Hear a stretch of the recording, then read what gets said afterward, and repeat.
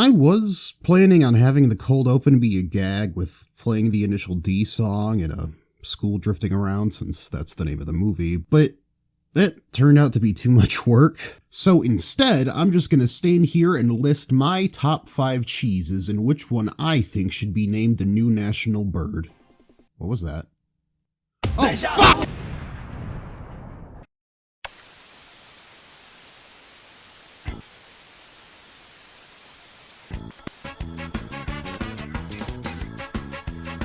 Book-to-movie adaptations are nothing we haven't seen before. I don't even have to give a list of examples because they're so prevalent you could probably list 4 or 5 off the top of your head.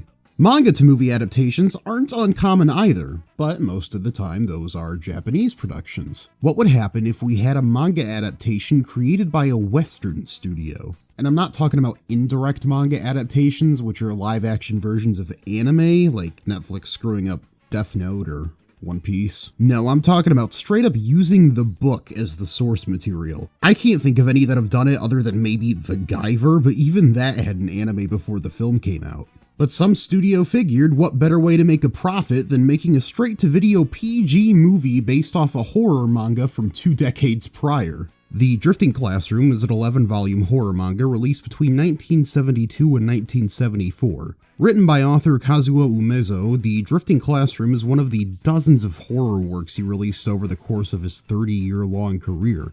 While the series did get a Japanese film adaptation in 1987, the defunct Western studio Trivision Entertainment was like, hey, we can do better than that. Apparently no one told them no, because in 1995, Drifting School was released. I've seen some claim it was aired on television as a made-for-TV movie, but information about the actual production is scarce, so I can't confirm or deny this claim. I suppose you could say this product wasn't entirely Western, as it was produced by Japanese producer Junichi Mimura, but I'm unsure what his involvement was exactly. The credits claim it's a J.J. Mimura film, making it sound like he directed it, but the only director credited for the film is the second unit director. But I'm going off on a tangent now. Let's get moving with this because we got a lot of bad to cover. One more thing before we start though, as always, if you like the video, click the like button, subscribe, and maybe even leave a comment. Okay, enough stalling. The movie starts with the most tonally dissonant credits I've ever seen, putting this weird whimsical synth music over frames taken from the manga that keep fading in and out. In theory, it could work, but not so much in execution when over half the panels they chose were either the weird monsters or characters looking scared. It's also our first taste of, I hesitate to use the word soundtrack, but the music we hear throughout the film. The credits read the music was written and performed by Samtal Sucharichtal, whose previous works include writing for Chippendale Rescue Rangers and Dino Saucers. Oh, and I guess he wrote some symphonies and ballets, but more importantly, Chippendale. I mentioned the credits say the music was performed by him as well, because when they say that, I'm pretty sure they mean he performed everything. Considering most of the soundtrack is synthesized instruments, I don't have doubts he played the instrument for each track layer. Perhaps a lot of work, but a lot of work doesn't automatically make it good.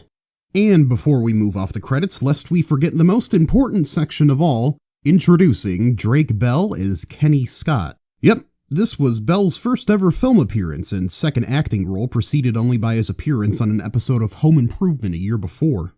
With that, we open on the first shot, Drake Bell, Kenny, reading the manga the movie is based off of. I don't want to be the person policing all the content kids consume. I watched weird shit growing up that in hindsight wasn't the most appropriate at that age. But in this case, a lot of the prints of the manga have a parental advisory sticker on them for a reason. Despite what you'll see in the tone of this movie, the manga is super violent and dark and deals with issues of survivalism and visceral panic. There's a part of me that wants to try and not bring up the book too much for the sake of not sounding repetitive, but honestly, it can't really be helped at points, so just bear with me. Also, is Kenny old enough to read? I mean, I'm sure he can at least somewhat, but what's his level of reading comprehension? The kid doesn't even know how to pronounce Vermont. I can't miss the game today! John's high school's playing Vermont! Then again, most of the pages we see him reading are full-size panel pages, so maybe he's just looking at the pictures? I just realized, too, Bell has the same exact hairstyle here as he did for other things. I guess if you found your style, might as well milk it. Bored of reading, Kenny heads out to watch his cousin John's basketball game. I know it was the 90s, but I for one wouldn't have let my kid ride his bike across town all by himself, especially at his age. Maybe I just have more common sense than Kenny's mother though, as she honestly treats him more like a pet than an actual child. Come on! Such a good boy, such a good boy. Yes. He gets to the school only to be stopped by Paul, a high school student who I probably wouldn't trust with my kid to be alone in the hall with. Hey, Kenny! You come to see my amazing new invention? I came to see the game. Oh, but you gotta see this. It's much better than my hologram, girl. But f*** all this boring Kenny stuff, let's jump over to the Pentagon, where we're told a satellite with a nuclear reactor is about to crash into LA. Apparently these 3 government jags aren't worried about it though. Well, we're lucky then. There are no human beings in Los Angeles. Only cockroaches. The 3 continue to mumble and read their lines off scripts as we again change scenes to the front of a courthouse, learning infamous cult leader and murderer Thomas King has received a prison sentence and is being readied for transport. A detail the news report just seems to glance over is the fact that King has psychic powers that allows him to hypnotize people, which, unsurprisingly, he uses to escape custody just as his cult arrives to shoot up the place with some really square-ass guns. King gets in a car and drives off, pursued by the police, and I think now's about the time that I stop helping the narrative make sense. You see, while I put these events in chronological order to, make sense, the movie doesn't do you this favor. Rather, it cuts back and forth between these 3 locations for almost 10 full minutes in order to get this amount of information out that I gave you in like 3. Some cuts for these scenes are so quick and jarring that you leave with little information about that plot point, then have to wait another 4 minutes for the edit to cut back to the scene and hopefully actually learn something. And this continues way past this point as well, so I'll show you what I mean here. We go back to Kenny, now in the gym, watching his cousin's basketball game, using terminology that even as someone who doesn't know much about sports, I've never heard in my life. Take it hard on the rack. I spent hours online trying to figure out what this phrase meant, but nobody seemed to know anything. So if you know what take it hard on the rack or raft or whatever it is means, please let me know. I'm desperate. After being at the game for like 45 seconds, we cut over to the Pentagon as the suits keep arguing about what to do. Maybe shoot it down, they suggest. Cut again to the police chasing King, where in all the shots for the chase, a total of 3 hubcaps come rolling off the police cars. Why they included it? I don't know. Hard cut, back at the game, Kenny drops some more basketball sling, which actually makes sense, but gets the phrase wrong still. Swish, nothing but the net. We're catching up. I'm so exciting. In the Pentagon, apparently they're preparing a laser to shoot the satellite and hopefully blow it up in space, which would still release radiation into the atmosphere, right? When the satellite is shot, we see a Doctor Who effect appear on their monitor before cutting back again to King's chase, which is now wound up in front of the school. The basketball game keeps going on inside, despite the point there's now an active shooting on school grounds. The police manage to flip King's car somehow, cutting to Kenny clapping, then cut to King getting out of the car unharmed before it blows up. Surely someone in the gym must have heard the explosion, but apparently not as the game continues. Oh, and Kenny's mom is there now for some reason, just in time to watch the magic take place. With no further explanation, no shots of the satellite or anything, the school's enveloped in a green light and just disappears, leaving a CG crater in the ground where it once stood. Obviously, we know this incident is connected to the satellite shit we saw, but there's no lead up to it, other than the shooting of the satellite and the weird 2001 A Space Odyssey shit that appeared on the monitor. One shot we get the police shooting at King still, the next you get a green disappearing school, and that's it.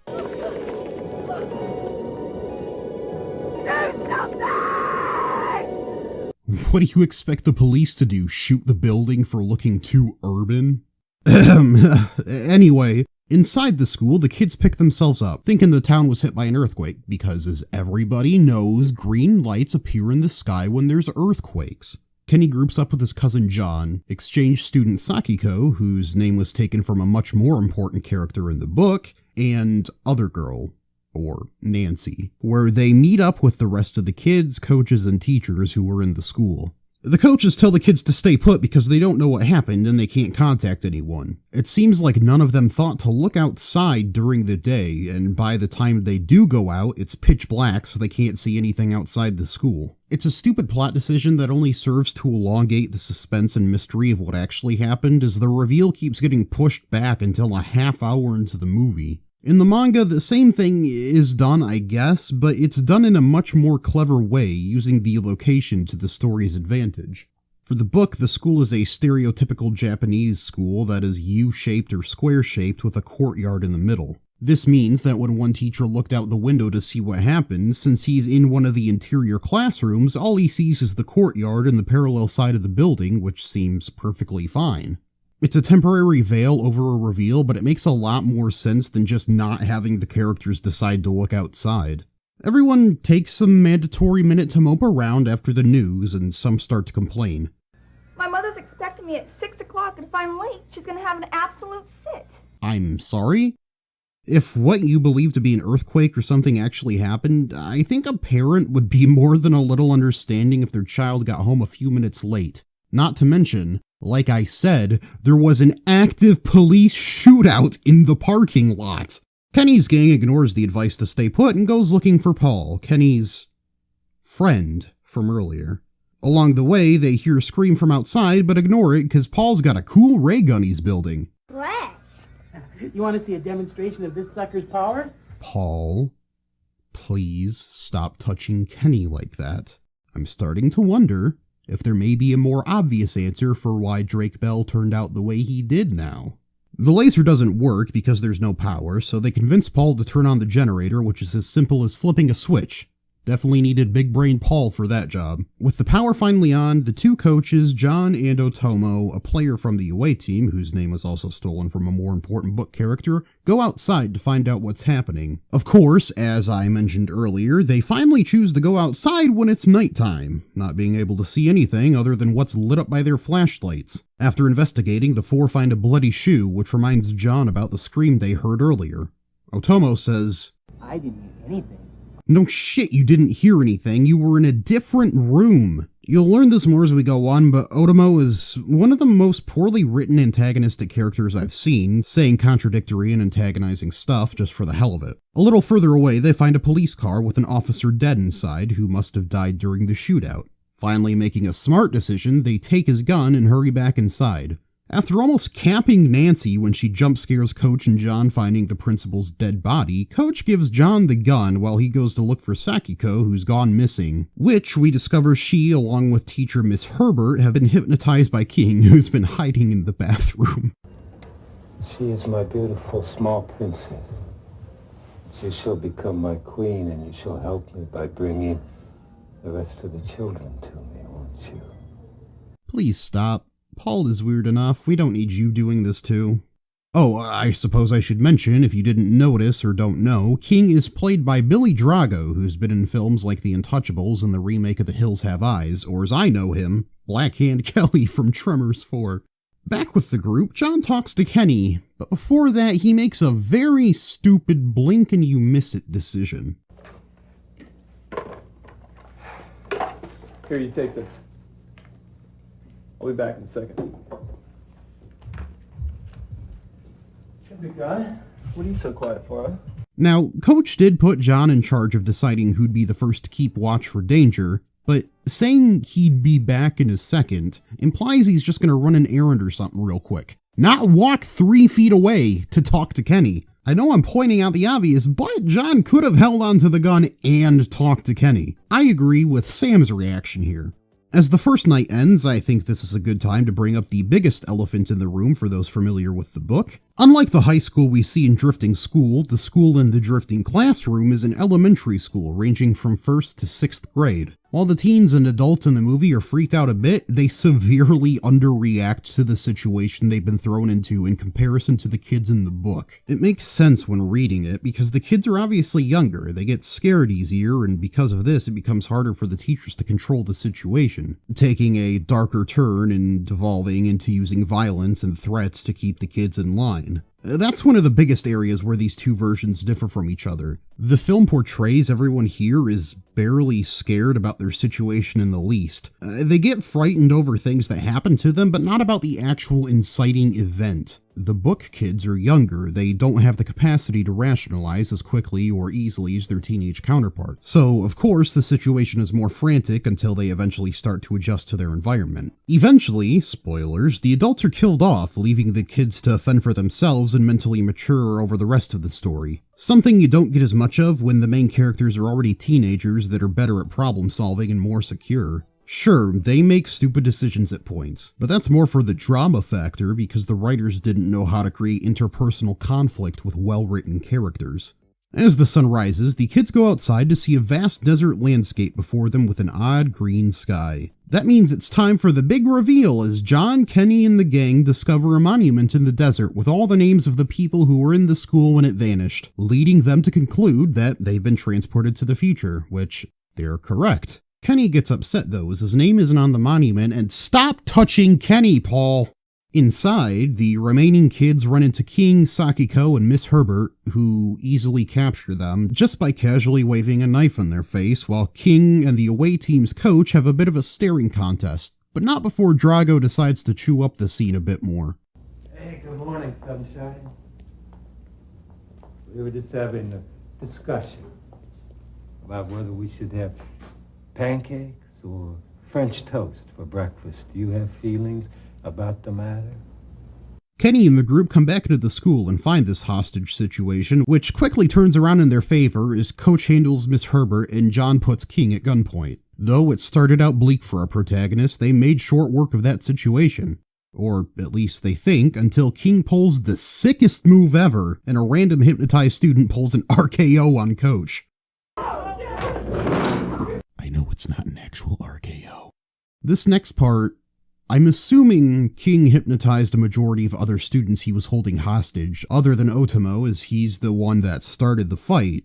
At least, I really hope them being under his control is the case, because while Coach is incapacitated, the other students kick the ever-loving shit out of Miss Herbert until she's dead. The reason I say they better have been hypnotized is because if these were just regular students attacking their former captor, you gotta remember she's not actually evil, just in King's control. So if these kids are acting of their own volition, they just straight up killed an innocent teacher. A scuffle ensues, allowing King to shoot Coach and kidnap Nancy, pursued by Kenny. Seems like whoever left their cars here left the keys in them or something, because King hops in a truck with his new prisoner and books it out into the desert, unaware of Kenny stowing away in the back. Another student or teacher must have also left their keys in the car as John, Paul, and Sam give chase in a van. Driving along for a few minutes, John miraculously loses sight of King's car despite them driving in a flat, open desert. Damn it, guys, where'd he go? I don't know, I don't see him. Not over here. Man, just keep driving. Inside the school, Otomo has flashbacks to his life at his old school. As all this is happening, we cut back to Kenny's mom grieving at home with her husband seemingly having moved on already. All of a sudden, she starts raving about how Kenny needs a weapon in a manner that doesn't make her sound like she's lost it at all. He needs a weapon. Weapon?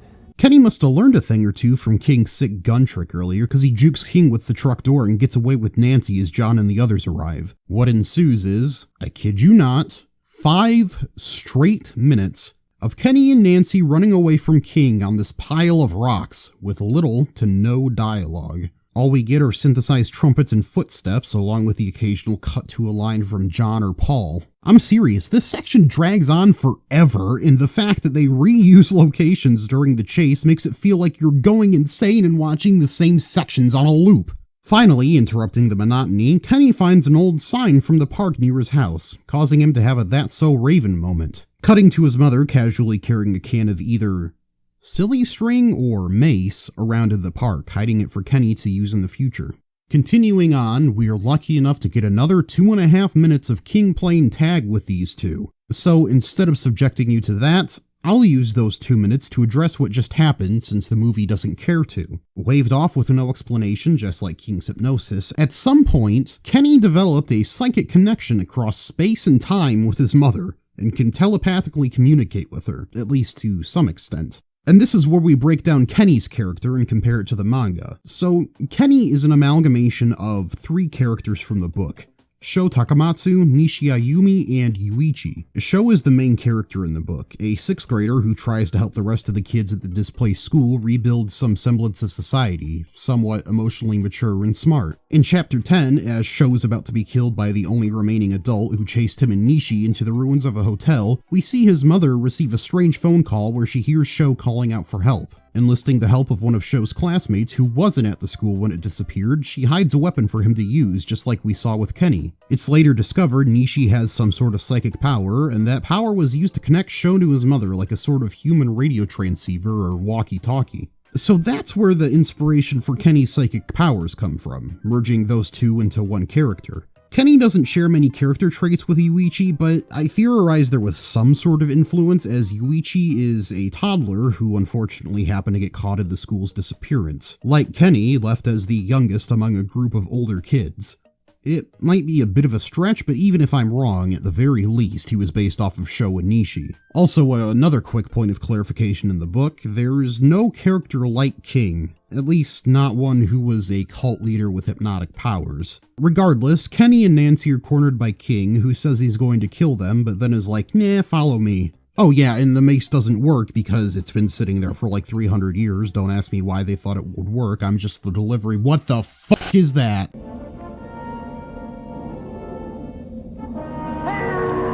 Gross, yucky, icky, ew, no, why is it pulsating like that? Ew, ew, ew, no, so, I'm sorry, that just, caught me off guard. King is, what I hope is attacked by the gross penis-y looking thing, letting Kenny and Nancy get away and run into Paul. Paul explains he's lost John and they need to find him, cutting to John running up the mountain and finding King's gun as he's chased by, the thing, He shoots at it a few times as it throbs and pulses some more, deciding to run away, presumably to meet up back with the group. Well, you better hold on to that presumption, as we never actually see it, hard cutting till later that night. Anything to get away from the monster. Please. The group walk in, and the extras remember that's their cue to start coughing, as John learns a bunch of students just randomly came down sick with what we later learn is pneumonia. And oh, John is such a kind, compassionate, and reassuring leader. Will you get some rest, huh? John. I'm scared. I don't want to die here. Don't worry, man. You'll be all right, huh? Okay. Following his great demonstration of sympathy, we get what everyone wanted. A full minute of Paul sitting at a desk and waddling around a cave. One thing that did carry over pretty in full from the sources we see is Otomo, although definitely not a 6th grader, is still in charge of food distribution and being an absolute dick about it, giving food to those who were strong rather than the weak and sick on some survival of the fittest bullshit. Sakiko runs off to get John to confront Otomo, giving us time to check in on Paul's cave waddle as he finds some sort of machinery. No time for that plot point right now, though, because we got a fight breaking out between John and Otomo, because John's jealous that Otomo spat some fire bars back at him. Kids are getting sick. That could be you in there. I'm already sick. Sick of you. Why don't you sissies get out of here? Oh, shit! Got him! Otomo, a good leader shows compassion. I got some compassion for you. Hey, man. Always quick with the wit, this one. The fight ends up pretty one-sided, though. Otomo lands a flying jump kick and like 2 punches and then proceeds to get manhandled by John. In present day, Kenny's mom looms over the hole where the school once was as parents protest for something behind a reporter. As far as I can put together, they're protesting nuclear power and wanting their kids back? Because that's what the sign says and that's what the reporter is talking about. You know, the nuclear reactor on the satellite that caused this whole issue. Well, he doesn't say exactly that's what caused the issue, just listen. And ignore Kenny's mother pretending to talk without moving her mouth. This is the scene where the sudden and mysterious disappearance of Monroe High School happened.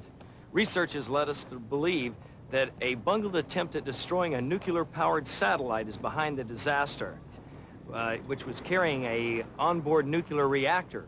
So at this time, no one can say what actually happened on the schoolyard that warm spring evening. So you're telling me the government never actually explained what happened here, and y'all had to look into it yourselves since the feds wouldn't give you straight answers?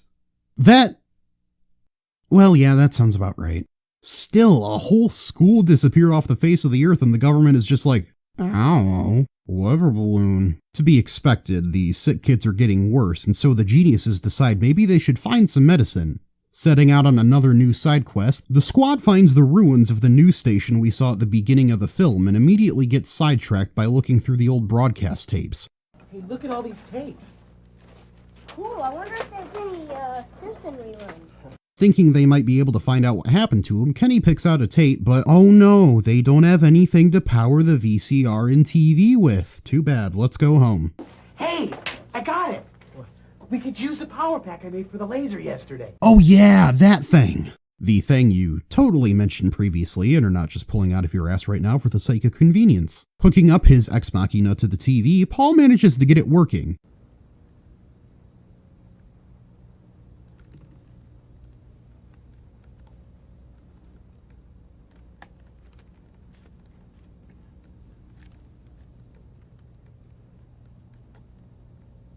I'm going to scream for an adult now.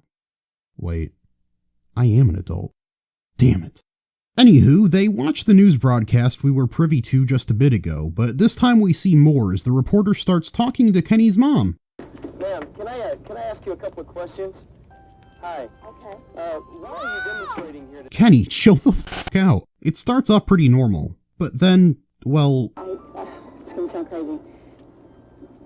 I've been, in touch with him through kind of a psychic communication. And he's given you a message of some sort. Yes, he is alive and the kids are alive in a future world of some kind. It's devoid of all human life. Kenny keeps yelling at the TV and starts having a pseudo-conversation with his mom, while all the protesters and the reporter just stand by and let her do her thing, explaining that they need antibiotics and everyone just believes her for some reason. Okay, let's just listen to this lady who's talking to the air, claiming her, as far as we know, dead son is talking to her from centuries in the future, where he's actually stranded with the other kids in the school that disappeared. It seems weird to criticize her for explaining what we already know, but you gotta think about this from the bystander's point of view. They have absolutely no reason to believe what she's saying, and oh no, I bet you can guess I'm segueing into another comparison section.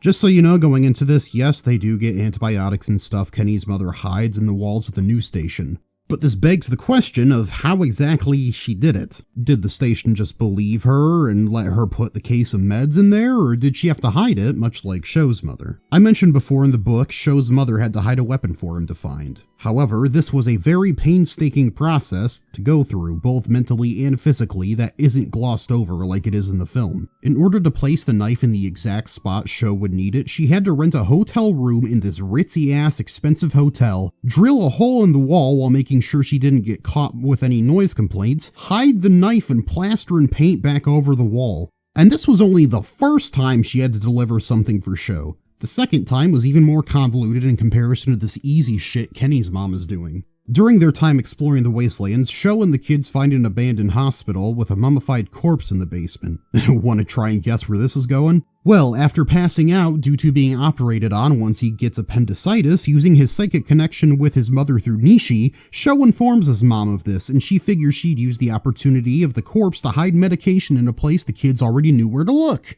You know, Bill and Ted style. Hey all, Editing Noah here with a quick editor's note. For some reason I misremembered this, but Sho tells his mother about the need for medicine and hiding it in the mummy in an earlier chapter when children start developing the Black Plague. I don't know why my brain connected it with the appendicitis scene instead of earlier on, but it's kinda hard to keep track of all this stuff, so forgive me. So she breaks into the morgue to try and find the body, which Sho tells her has a scar on the wrist, but can't find it and gets kicked out of the hospital, obviously. Later on, she recognizes the scar Show mentioned on the hand of a baseball player on TV. During the broadcast, he gets bonked on the head with a baseball and winds up in the hospital. Cutting her own hand on purpose and going to the hospital, she finds him, and after another lengthy series of events I'm not going to bother going into, the player ends up dead after stopping a robbery or some shit. Mind you, I never said the original was a damn masterpiece either. Long story short, he lets her hide the meds in him after he dies, and they find the corpse with the package inside still. Basically, what I'm trying to say is Kenny's mom has it easy. I ain't no doctor, but I know medications and most definitely antibiotics expire eventually. Sure, they're probably good for a bit after the expiry date, but they lose potency over time. And God forbid she put any tetracycline in that batch of meds, lest you give someone at the school Fanconi syndrome and kidney damage. Sorry, I gotta flex my obscure knowledge muscles somehow. So like I was saying, they find the case of medication in the wall, and whoa there, I don't think I can show that. Smart guy that he is, Otomo shoots the area of the wall next to where the monster was, giving the... Sorry, just looking at it makes me... giving the monster a chance to demonstrate his Houdini routine, flanking Paul and Nancy to intimidate them with his pulsating, I guess. The monster turns into a 4-frame animation, giving the group time to escape, and Sam, what the f*** are you doing? You had plenty of time to just walk out the door.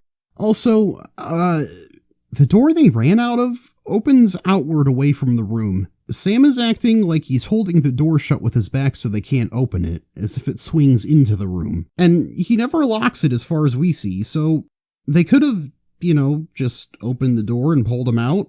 Instead, Mr. Lumpy starts necking with Sam before a hard cut to the interior of the truck, where everyone mopes about the noble sacrifice of their friend.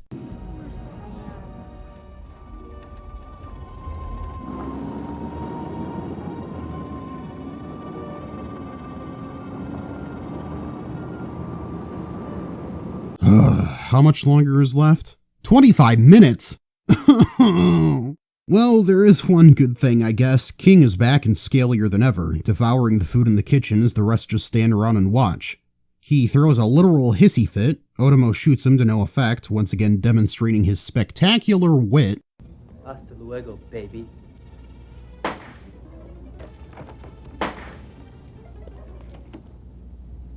Letting King meander off in the hallway to ham it up in a different location. King breaks into the infirmary and drinks a bottle of antibiotics, and I think he might have drunk the expired tetracycline because it doesn't end up sitting well with him. Help me! Help me! Help me! This gives Paul time to rush in and show what he's learned from Otomo, giving King the good old 1-2. Help me! Someone should teach you some manners. Die, you scum-sucking slime bag!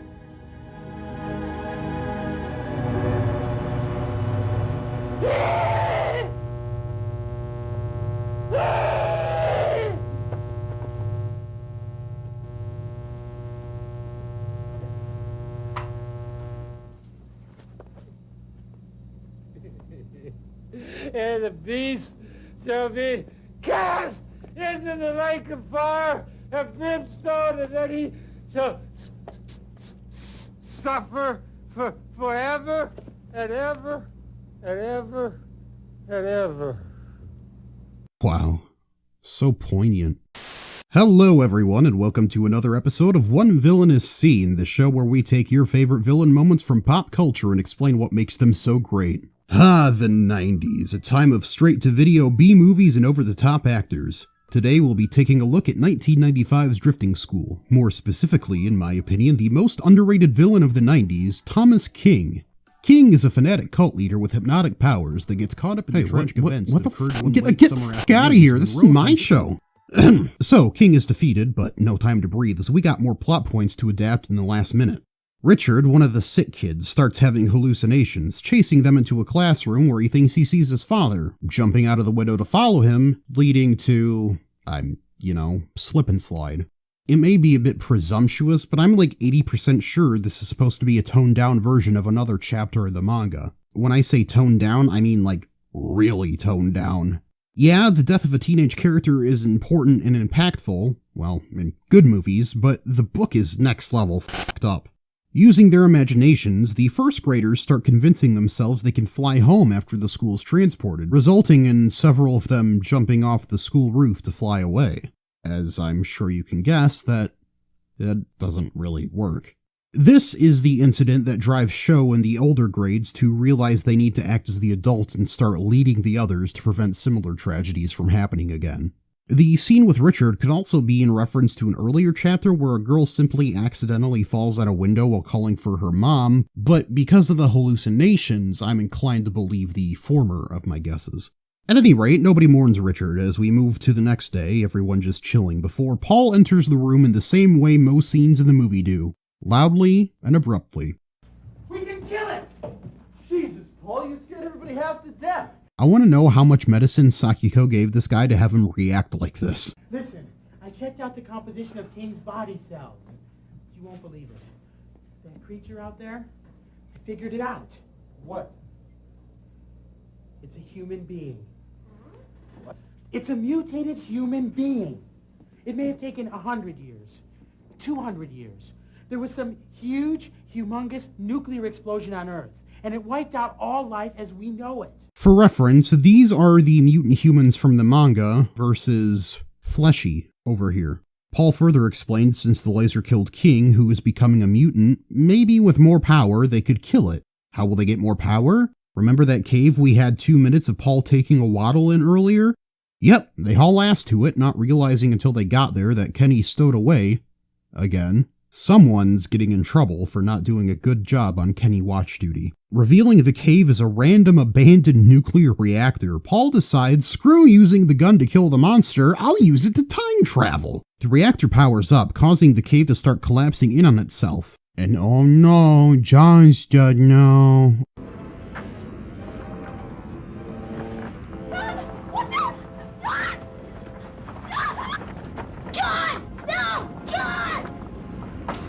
Another death that savors of anticlimax. Overlooking the fact Paul basically just killed John, Mr. Future Man shows up looking for a fight, doing its gross throbbing stuff, and grabbing Otomo. Or not so much grabbing as holding its arm in his general direction while he pretends to struggle. It's so cute the way these two flirt. Kenny, growing up in the 90s, has a hatred for anyone different to him, so saying no way to the gay, once Otomo is free, courtesy of getting knocked out by a rock, he fires the laser at the monster, installing Windows Movie Maker into its DNA and wiggle fading it out of existence. Now Paul decides to tell everyone that the laser didn't kill it, but sent the monster back to present day, supposedly.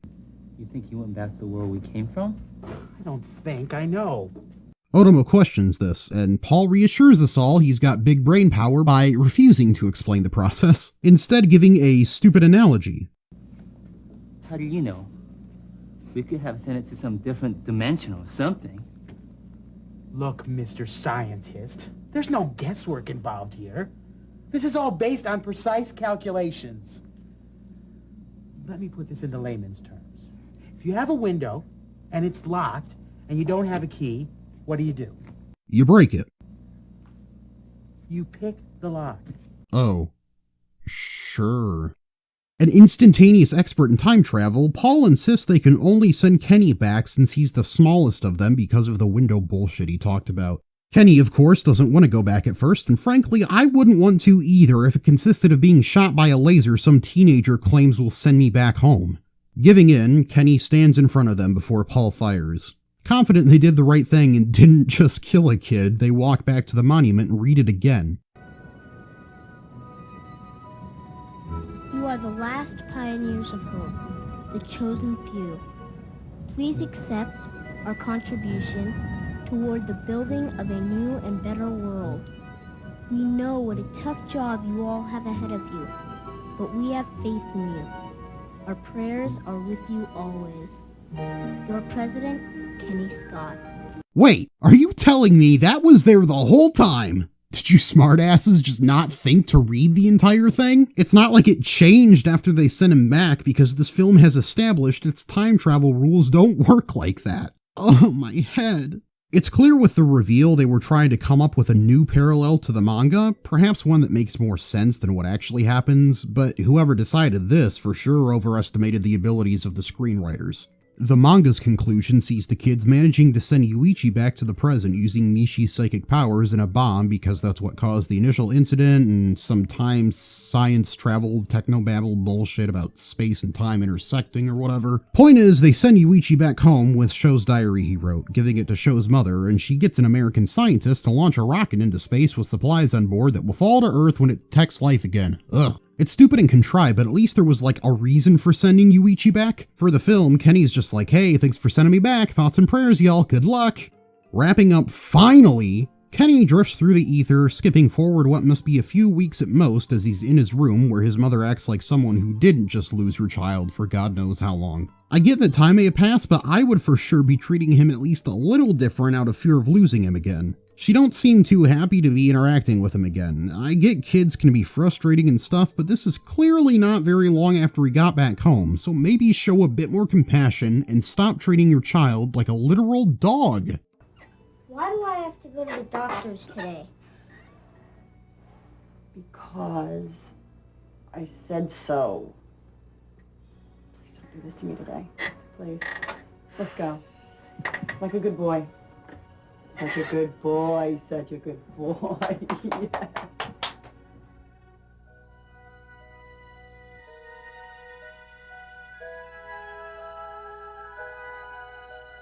Oh, thank God, I never thought I'd be happy to hear that stupid credits music again. So, that was Drifting School. I've made jokes before about being exhausted after covering a topic, but I think this is the first one that actually broke my will. It's kind of a shame they didn't stick closer to some of the book's plot points because those would have made for super good cheesy B-movie scenes. Like them finding a monster in a forest made from one of the kids' worst fears, or them all running away from a rogue Marilyn Monroe animatronic only to get cornered by a T-Rex in an abandoned theme park.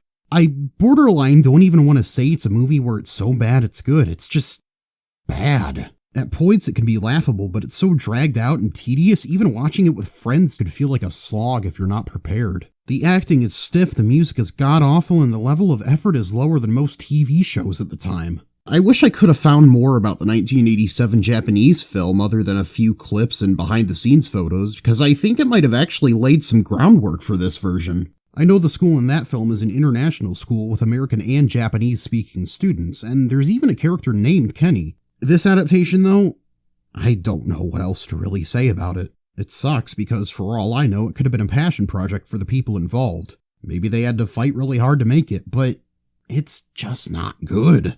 I would never say it shouldn't have been made, because at the very least it gave everyone involved experience, but this ain't it, Chief. I like to end videos with some sort of positivity or moral or something. And I try to be positive about everything, because to each their own and all that. But if you actually, unironically like this movie, please, for the love of whatever deity you believe in, stay away from me.